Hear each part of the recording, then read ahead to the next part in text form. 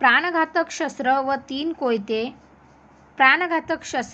कोयते व एक चाकू बाळगणारे 2 इसम जेरबंद. गुन्हे शाखा युनिट क्रमांक 1 ची कामगिरी.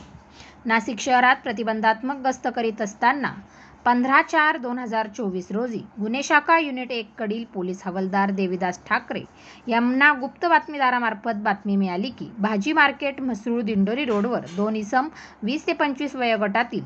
दोघे जण कमरेला धारदार कोयते लावून घेऊन मोटरसायकलवर फिरत असल्याची बातमी मिळाली. ही बातमी गुन्हे शाखा युनिट 1 चे वरिष्ठ पोलीस निरीक्षक श्री मधुकर कड यांना देऊन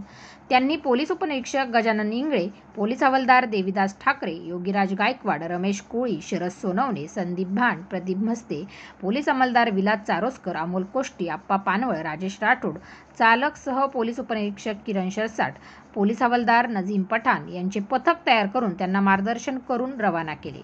नमूद पथकाने भाजी मार्केट म्हसरूळ दिंडोरी रोडवर नाशिक येथे सापळा लावून मिळालेल्या बातमीप्रमाणे धनराज गोकुळ लांडे राहणार मखमलाबाद लिंक रोड म्हसरूळ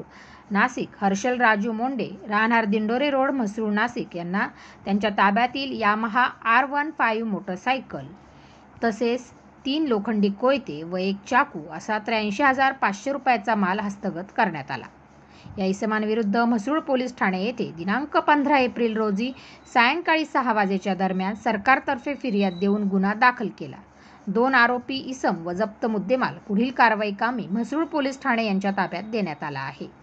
सदरची कामगिरी मान्य पोलीस आयुक्त श्री संदीप कर्णिक, मान्य पोलीस उपायुक्त श्री प्रशांत बच्छाव, मान्य सह पोलीस आयुक्त डॉक्टर सीताराम कोल्हे यांच्या मार्गदर्शनाखाली गुन्हे शाखा युनिट क्रमांक नाशिक शहरकडील वरिष्ठ पोलीस निरीक्षक श्री मधुकर कड, सह पोलीस निरीक्षक हेमंत तोडकर, पोलीस उपनिरीक्षक गजानन इंगळे, सह पोलीस उपनिरीक्षक वसंत पांडव, सुरेश माळोदे, पोलीस हवालदार देविदास ठाकरे, योगीराज गायकवाड, रमेश कोळी, शरद सोनवणे, संदीप भांड, प्रदीप म्हस्ते, धनंजय शिंदे, राजेश लोखंडे, पोलीस अंमलदार विलास चारोस्कर, अमोल कोष्टी, आप्पा पानवळ, राजेश राठोड, महेश साळुंके, राहुल पालखेडे, भोलासिंग परदेशी, चालक सह पोलीस उपनिरीक्षक किरण शिरसाट, समाधान पवार, पोलीस हवालदार नजीम पठाण यांनी संयुक्तरित्या केली आहे.